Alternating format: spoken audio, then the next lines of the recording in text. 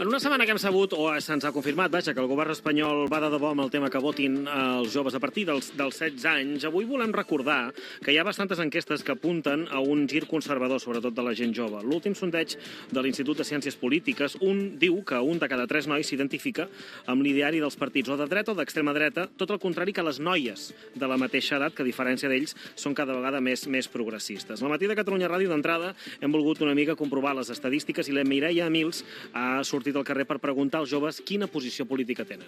Consideres de dretes o d'esquerres? Ni de dretes ni d'esquerres. De centre. Més de dretes. De dretes. Jo també de dretes. Ves l'extrema dreta ara mateix com una amenaça? No. A veure, amenaça com a tal no, però perquè no crec que puguin arribar a tenir suficient representació. Si tinguessin bastanta, sí. I a més que n'hi ha molts partits extremistes, tant d'esquerres com de dretes. Es mengen el cap a molts joves, dels immigrants i tal, que també tenen raó. Estic també una mica d'acord amb el tema de la immigració. Hauríeu factible que ara mateix hi hagués una dictadura? Jo crec que sí, perquè ara, doncs a Itàlia també està a la dreta, ara hi ha 1000 guerres, cap la possibilitat. A mi em preocupa, però ho tinc una mica a la cua. Creus que el govern amaga informació i manipula la ciutadania? 100%. Cap dubte. Jo que sé, per exemple, números o estadístiques que surten al final d'any que estan enganyades. El PIB de l'any o el que sigui, tot el tema de diners, 100% està falsificat, no és real. Tots els impostos que paguem i totes les ajudes a tots els immigrants que tenim, no sé exactament on van.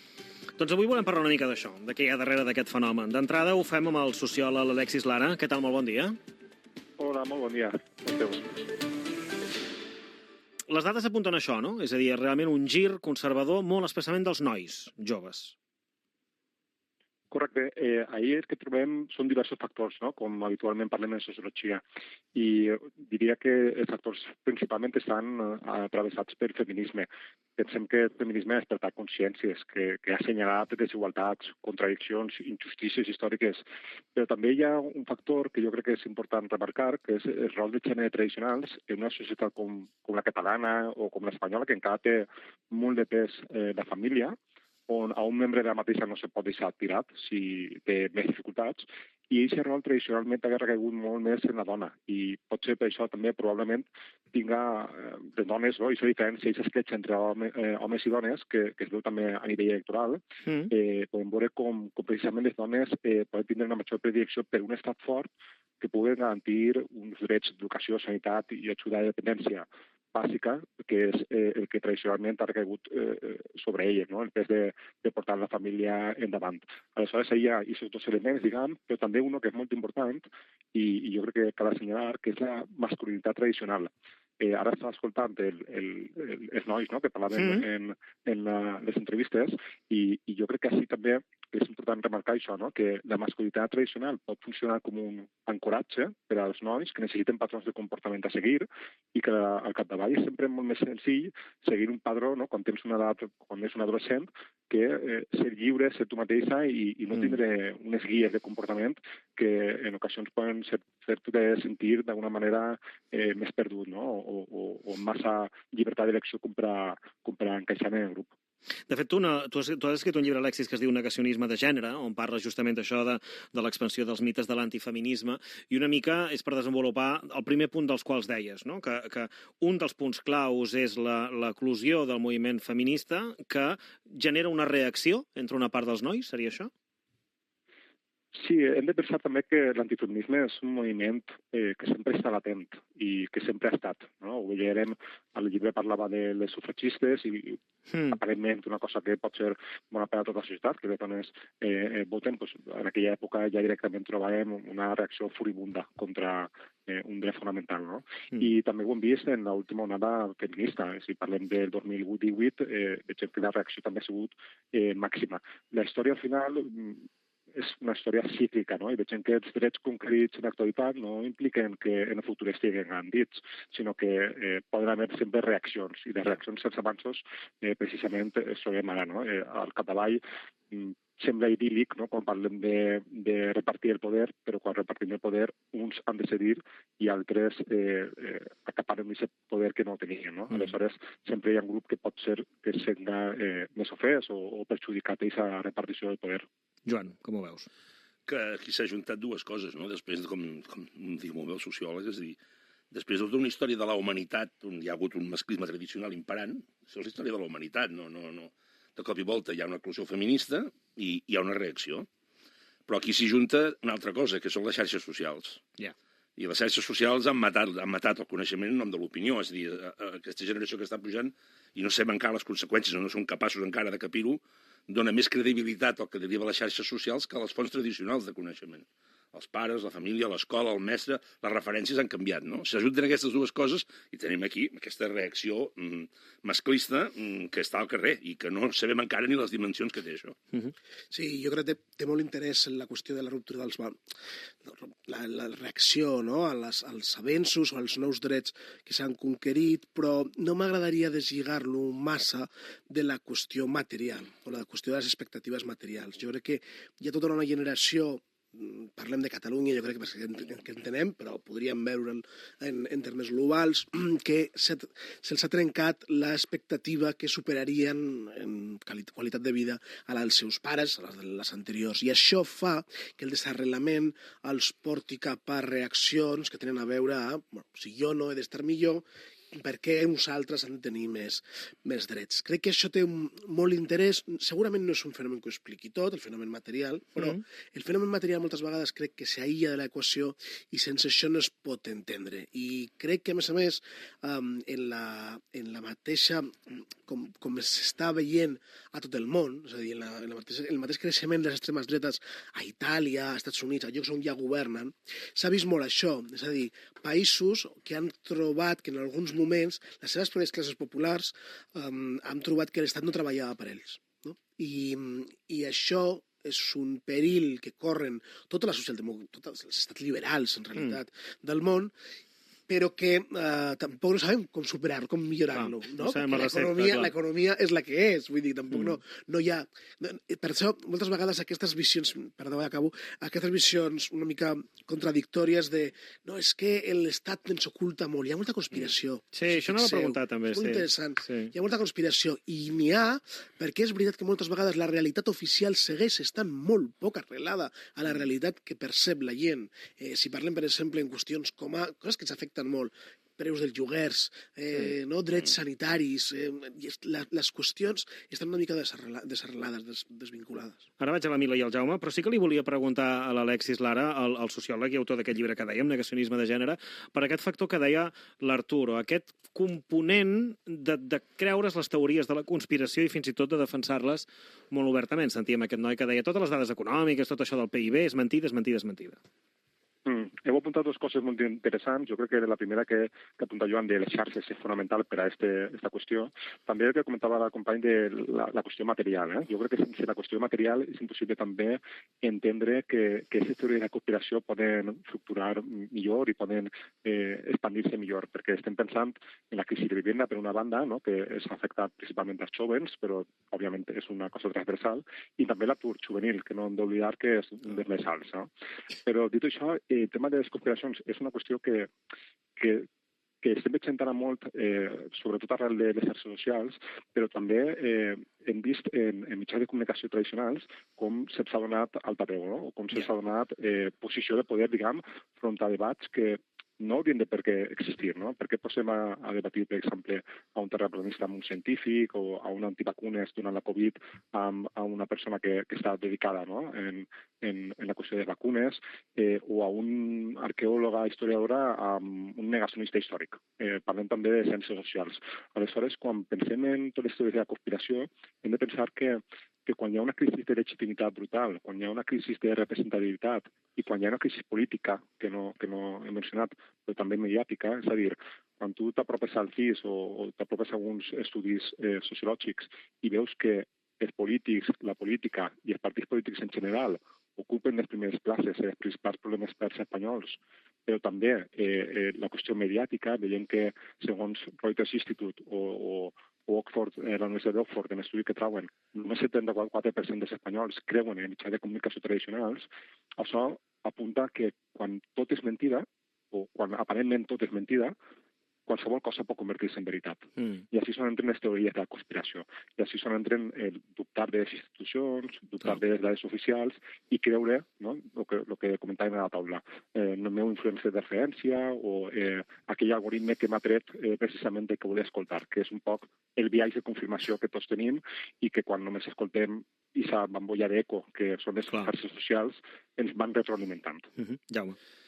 A veure, jo coincidim amb el Joan, que abans deia que tota acció té una reacció. Hi ha una cosa que no falla mai, que és la llei del pèndol. Quan el mainstream està en una banda, la generació següent, o els grups que venen darrere, se'n van a l'altre extrem, no? Això ho vam veure en aquesta ciutat durant els anys 60 i 70, que els fills de la burgesia franquista eren tots del PSUC, no? És a dir, sempre hi ha la reacció cap a l'altra banda per un tema purament generacional. I després hi ha un tema que jo tampoc voldria atribuir tot el que està passant, que és preocupant a la desinformació i només a la incapacitat o les dificultats de la gent jove per desxifrar les coses, no? A vegades tinc la sensació que la generació meva, la gent que vam néixer als anys 70-80, tendim a pensar que la gent gran no sap gestionar les xarxes i els enganyen i la gent jove no saben entendre tampoc el que està passant, no? Jo crec que tampoc és ben bé així, no? Evidentment hi ha les caricaturitzacions dels terraplanistes i tot això, però tinc la sensació que, i coincideixo amb l'Alexis, que quan també des dels poders públics es donen informacions que no són certes, la gent jove és capaç de destriar que no són certes i, per tant, entrem en un magma en el que tot és dubtós, no? Ahir, per exemple, veiem el president del País Valencià, de la Generalitat Valenciana, dient que ja estava localitzable durant tantes hores. Si això és un anònim, té un valor, però quan ho diu un president legítim i votat per molta gent, la gent jove tampoc acaba i la gent gran també, no acabem de saber ben bé què és veritat, no? Quan el president dels Estats Units, que tampoc és qualsevol persona, té polítiques que van en contra de la lluita contra el canvi climàtic, la gent jove és normal que puguin dubtar, perquè no ho han llegit amb un compte anònim, ho han llegit de gent votada per milions de persones, no? I, per tant, aquesta responsabilitat no només és de les xarxes socials i de la gent que provoca la desinformació, sinó també d'altres punts de vista que després la gent jove, la gent gran i la gent de les generacions intermitges poden dubtar, perquè, com tu bé has dit, crec que la frase era quan tot és mentida, tot és veritat, no? I, per tant, jo el que vull dir amb això, que no vull ofendre la gent jove, al revés, és que la gent jove és capaç de desxifrar les coses. El problema és quan arriben missatges des de canals oficials o, com deia Arturo, quan se'ls promet un futur dient que són les generacions més ben formades i no es poden ni pagar un lloguer. Per tant, la gestió de les expectatives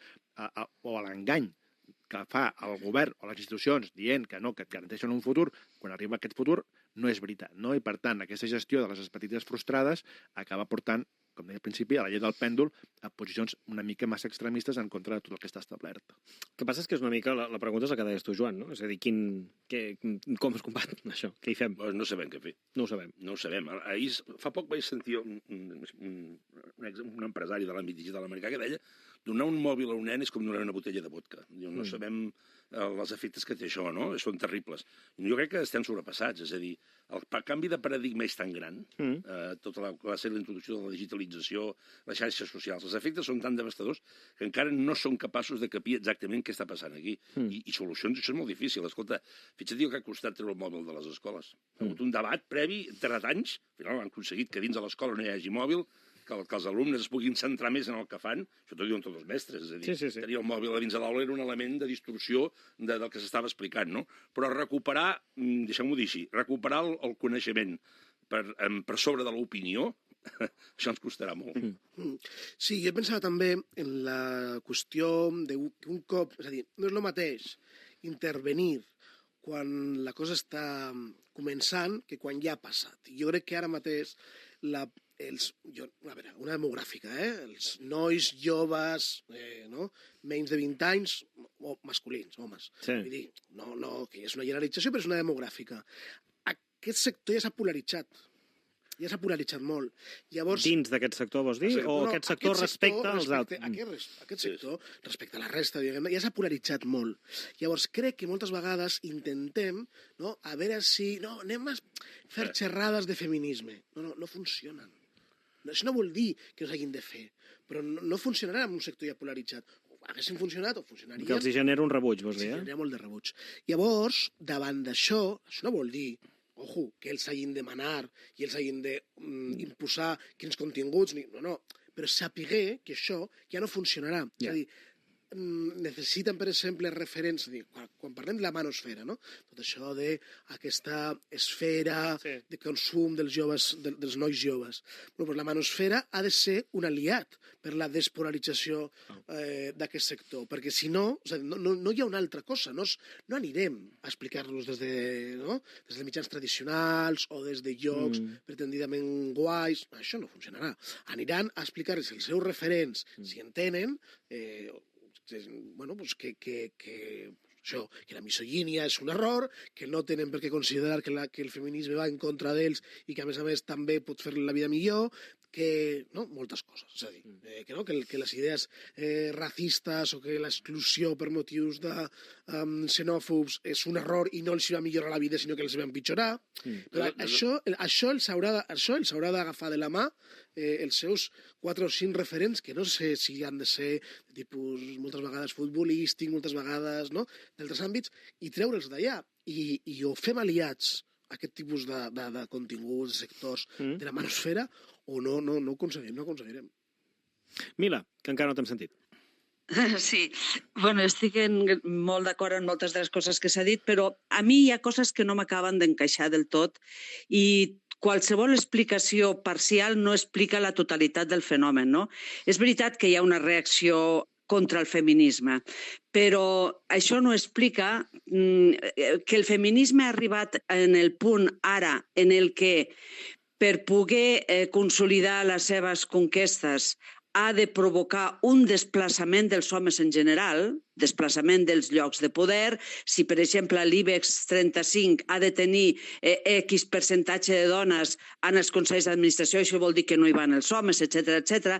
I això provoca una reacció, perquè efectivament el feminisme ha avançat no tant com hauria d'haver avançat, perquè encara estem lluny de la paritat i encara estem lluny en termes salarials i en molts altres aspectes, però s'ha avançat molt. Però per què la reacció al feminisme no és homogènia en tots els grups d'edat? Aquesta és una qüestió, perquè ja hem vist que hi ha una reacció masclista i neomasclista entre els homes i està molt vinculat als partits de dreta, però quan mirem per segments de votants resulta que el percentatge de recolzament que tenen Vox o els partits d'ultradreta a Europa entre els menors de 35 anys i particularment en els menors de 29 és molt més alt, diríem. I per què les noies tenen aquest gap? Que aquesta era la qüestió que s'ha plantejat al principi. Jo crec que hi ha les condicions materials a les que apuntava l'Artur cal tenir-les en compte. Evidentment, els nois i les noies estan en aquests moments en pitjors condicions que generacions anteriors respecte de la distància que hi ha entre les seves expectatives i les seves possibilitats de realitzar aquestes expectatives. Potser les generacions anteriors eren més pobres o tenien més dificultats, però les expectatives que tenien, que eren altes, tenien raonables esperances de que es poguessin complir. I en aquests moments aquestes esperances no hi són. Llavors, hem vist una reacció diferent a les condicions materials entre nois i noies. Però el fet que tinguin condicions materials pitjors, que estiguin enfadats, que estiguin en condicions, diríem, que estiguin defraudats amb el sistema, no vol dir que hagin de fer una resposta cap a la dreta. Podrien fer una resposta cap a l'esquerra, una resposta podria ser organitzar-se perquè tinguin millors condicions laborals, perquè no els explotin tant, però no, fan una reacció sentimental, emocional. I aquí és el que a mi m'interessa. Per què arriba l'extrema dreta tant als joves? Perquè el discurs que té l'extrema dreta no els obliga a ells a fer res més, perquè ja els senyala les dones com a l'enemic i les dona un motiu de ser antisistema, de ser antitot, i senyala a l'altre sexe com a la principal causa. La setmana passada va sortir un estudi que també senyalava una causa que potser no és la més directa però que influeix, que és que els nois han experimentat en els darrers 20 anys un endarreriment acadèmic respecte de les noies, que tenen millors notes, que per tant en unes oposicions poden passar per davant, etc. I això va generant aquest clima que ens situa en un espai de guerra de sexes. La guerra de sexes és el que més li interessa a la dreta, perquè aquí pot sucar-hi constantment i créixer constantment. Aquesta guerra de sexes a les dones no ens interessa, però crec, i el feminisme ha de fer una gran autocrítica en aquest assumpte, que en alguns moments certs discursos des del feminisme poden instal·lar-nos a totes les dones també en la guerra de sexes. És a dir, no s'ha fet prou èmfasis en que el feminisme és una proposta de millora de tota la societat per totes les persones que viven en la societat, homes i dones, perquè també els homes són víctimes del seu masclisme, diríem, no? I això és el pitjor escenari per nosaltres, una guerra de sexes. De fet, Alexis, tu en el teu llibre defenses justament això, que el feminisme també significa una millora en la qualitat de vida dels homes perquè qüestiona un tipus de masculinitat que provoca malestar, inseguretat i fins i tot angoixa a molts homes. Exactament. De fet, Mila ha contat una cosa també que és molt rellevant i és el tema del sistema i allò d'antisistema que comentaves, no, Mila? Jo crec que ahir l'extrema dreta ha estat explotant molt bé allò que es coneix en la política com anti-establishment. Recordem 2011, el 15M, quan parlàvem d'anti-establishment, parlàvem de les elites, de l'FMI, de la Troika, de los hombres de negro. Ara, quan parlem de l'anti-establishment o quan se parla del sistema, des de l'extrema dreta no s'apunta a aquestes elites, considerant que nosaltres, el poble, som un poble plural, divers, contra aquestes elites, sinó que nosaltres, el poble, som només els nacionals, per dir d'alguna manera, i les elites serien allò que anomenen entre moltes cometes, no? Els xiringuitos. Quins xiringuitos són ells? Els feministes, els ecologistes, etc. Han apuntat a una elit econòmica, un hombre de paja, no? Que en moltes ocasions no existís, no? I només cal mirar qui són els més rics del món i a qui donen suport per a veure que l'elit està de part d'ells, no? I que ells no l'assenyalen. I el que comentaves de la qüestió del feminisme, jo crec que també és això, no? És una, va repartir poder i, per tant, n'hi haurà homes que d'aquesta situació que hem tingut privilegiada per ser homes sobre les dones, d'ocupar llocs de poder, d'ocupar empreses, de liderar projectes, això ha de canviar i que al mateix temps això és positiu també, perquè una, anem a tindre una societat més igualitària i dos, jo crec que els homes també amb el feminisme podem aprendre a ser més lliures, a poder plorar si volem plorar, a poder no ser valents si no volem ser valents, a poder tindre una masculinitat molt més relaxada, molt més diversa, lliure. I això permet també que la societat, d'alguna manera, siga més agradable, no? I penso que sense el feminisme els homes tenim molt a perdre i amb el feminisme tenim molt a guanyar. Alexis Lara, moltíssimes gràcies per acompanyar-nos avui al Matí de Catalunya Ràdio. Moltíssimes gràcies a vosaltres. Una abraçada al sociòleg Alexis Lara, autor del llibre Negacionisme de gènere.